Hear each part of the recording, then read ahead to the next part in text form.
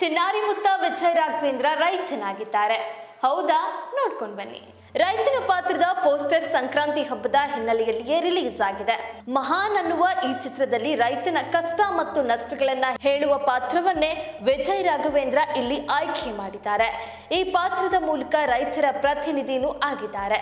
Director PC Shekhar ಈ ಒಂದು ಪಾತ್ರವನ್ನ ವಿಜಯ್ ರಾಘವೇಂದ್ರ ಅವರನ್ನ ಮನದಲ್ಲಿ ಇಟ್ಟುಕೊಂಡೇ ಬರೆದಿದ್ದಾರೆ. ಈ ವಿಚಾರವನ್ನು ಸ್ವತಃ ಅವರೇ ತಿಳಿಸಿದ್ದಾರೆ. ಹಾಗಾದ್ರೆ ಈ ಚಿತ್ರದ ಮತ್ತಷ್ಟು ವಿವರ ನೋಡ್ಕೊಂಡು ಬರೋಣ ಬನ್ನಿ.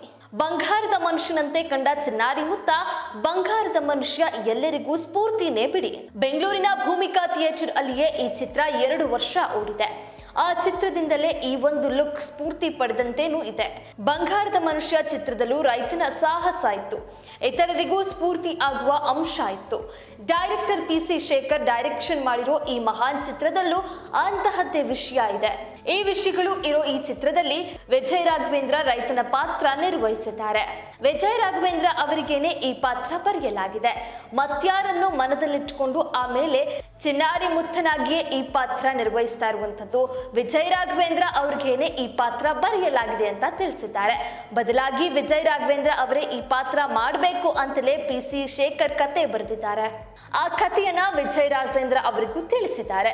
ಅದನ್ನ ಕೇಳಿದ ಕ್ಷಣ ಒಪ್ಪಿಕೊಂಡ ವಿಜಯ್ ರಾಘವೇಂದ್ರ ಈ ಚಿತ್ರದಲ್ಲಿ ಮಹಾನ್ ರೈತನಾಗಿಯೇ ಅಭಿನಯಿಸಿದ್ದಾರೆ. ಮಹಾನ್ ಚಿತ್ರದ ವಿಜಯ್ ರಾಘವೇಂದ್ರ ಪಾತ್ರದ ಫಸ್ಟ್ ಲುಕ್ ರಿಲೀಸ್ ಆಗಿದೆ. ರೈತರ ಸಂಕ್ರಾಂತಿ ಹಬ್ಬದ ಹಿನ್ನೆಲೆಯಲ್ಲಿಯೇ ಈ ಒಂದು ಲುಕ್ ಹೊರ ಬಂದಿದೆ. ಚಿತ್ರತಂಡ ಇದನ್ನ ಅಷ್ಟೇ ಖುಷಿಯಿಂದಲೇ ಹೇಳಿಕೊಂಡಿದೆ. ವಿಜಯ್ ರಾಘವೇಂದ್ರ ಇಲ್ಲಿ ರೈತನಾಗಿಯೇ ಅಷ್ಟೇ ಚೆನ್ನಾಗಿಯೇ ಕಾಣಿಸಿದ್ದಾರೆ. ಬಂಗಾರದ ಮನುಷ್ಯ ಅನ್ನೋರ ರೀತಿನೇ ಇಲ್ಲಿ ವಿಜಯ್ ರಾಘವೇಂದ್ರ ಫೀಲ್ ಆಗ್ತಿದ್ದಾರೆ.